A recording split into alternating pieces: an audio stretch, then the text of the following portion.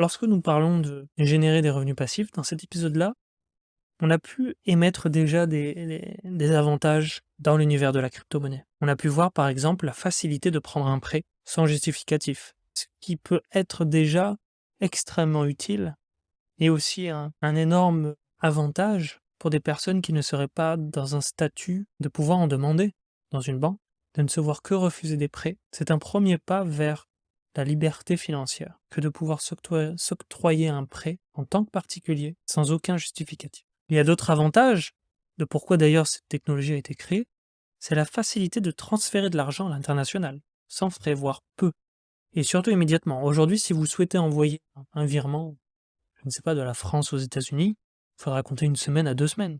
Et les minimums de frais sont toujours 20 euros, des fois 40 euros, il prendra un pourcentage en plus sur la totalité.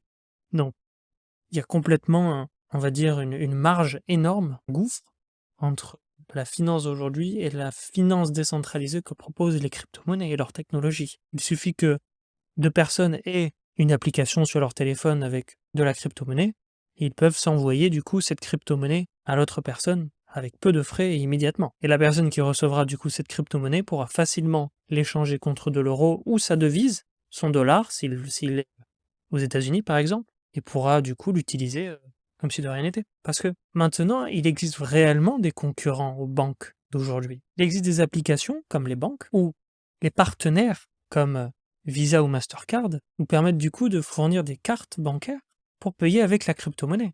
Ce qui veut dire qu'il y a tout un système qui est déjà prêt à accueillir la crypto-monnaie. Il y a cet avantage-là qui fait aussi qu'il n'y a plus de frontières. On va pouvoir dépenser notre argent, donc notre crypto-monnaie, dans n'importe quelle devise et sans frais dans le monde entier.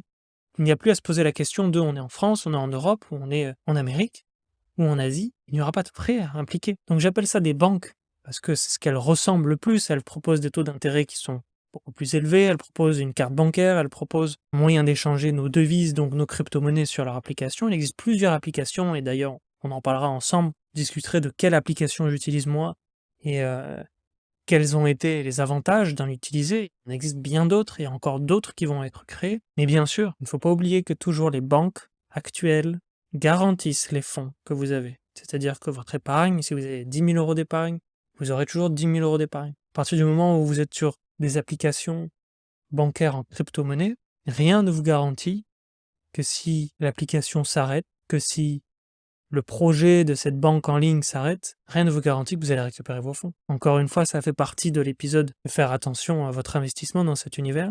Il existe des applications de finances décentralisées, donc de crypto-monnaies, qui sont reconnues, qui sont de valeur, qui sont utilisées par des millions de gens maintenant aujourd'hui, et qui ont fait leurs preuves, de leur solidité et de leur confiance, mais toujours garder une part de scepticisme dans tout ce qui est nouvelle technologie et toujours avoir un plan B, un plan C. Ne jamais mettre tout son argent en crypto-monnaie. D'ailleurs, il faudra toujours avoir un équilibre dans vos comptes et d'avoir cette possibilité aussi de pouvoir faire une transition, d'avoir une part en euros, une part en crypto-monnaie, de telle crypto-monnaie, etc., etc.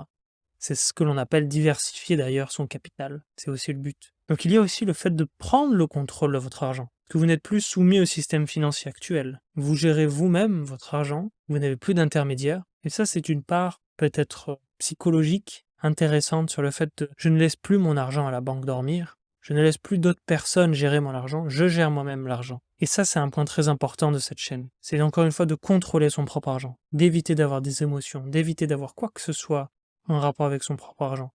Parce que son argent, c'est simplement quelque chose de virtuel qui nous permet de le faire travailler à notre place. Et si on sait comment s'y prendre, on peut vivre une vie beaucoup plus sereine et beaucoup plus agréable que de travailler pour de l'argent. Pas oublier aussi que ce sont des nouvelles technologies et que c'est sans cesse en évolution, contrairement au système actuel qui n'a pas évolué depuis des années. Donc il y aura toujours des nouvelles opportunités. Il y aura toujours comme un phénomène de vaut mieux être du côté de ceux qui évoluent que de ceux qui vont rester et qui vont malheureusement, et on le voit bien, crise sur crise financière, que ça va être malheureusement désastre. De la manière de comment les banques font, de la manière comment le système financier tient, il tient à un fil, on l'a déjà vu dans d'autres vidéos, sur la manière de comment l'argent est créé virtuellement, à partir de rien, à partir de l'argent qui n'existe même pas, que les banques prêtent de l'argent qu'ils n'ont même pas. Imaginez une crise où tout le monde va se ruer sur toutes les banques. Ce serait l'effondrement mondial économique.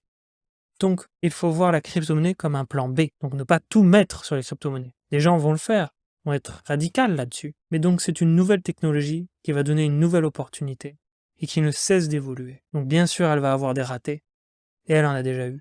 Et il y en aura encore. Mais comparé au système financier actuel, qui lui est déjà complètement raté, je pense qu'on n'a rien à perdre de ce côté-là, tant qu'on le fait avec du bon sens. Tout à l'heure, je parlais aussi de notre épisode, on parlait de partenaires grandissants. Petit à petit, cette fois-ci, on parle du Bitcoin, parce que maintenant, ce n'est plus que des particuliers qui investissent, mais c'est aussi des industriels. C'est des énormes groupes qui investissent, qui décident de mettre une grande part, voire la moitié de leur capital en crypto-monnaie, car ils n'ont jamais vu d'actif qui soit aussi rentable. Ça n'est jamais arrivé. Qui soit rentable et en plus qui tienne dans le temps. C'est tout ce que demandent les investisseurs. Donc ce support-là aussi des entreprises fait en sorte que du coup, les crypto-monnaies sont de plus en plus acceptées dans le monde entier et beaucoup plus rapidement, car du coup elles ne passent pas par des lois et des gouvernements. Elles vont très très vite. Donc il ne faut pas avoir peur de se dire on se retrouve avec des crypto-monnaies et on ne peut plus rien faire avec. Peut-être qu'il y a 8 ans c'était le cas. Aujourd'hui, maintenant, tout est accessible. Et je parlais de partenaires comme Visa et Mastercard, qui sont ceux qui sont partenaires avec la finance que l'on connaît déjà aujourd'hui.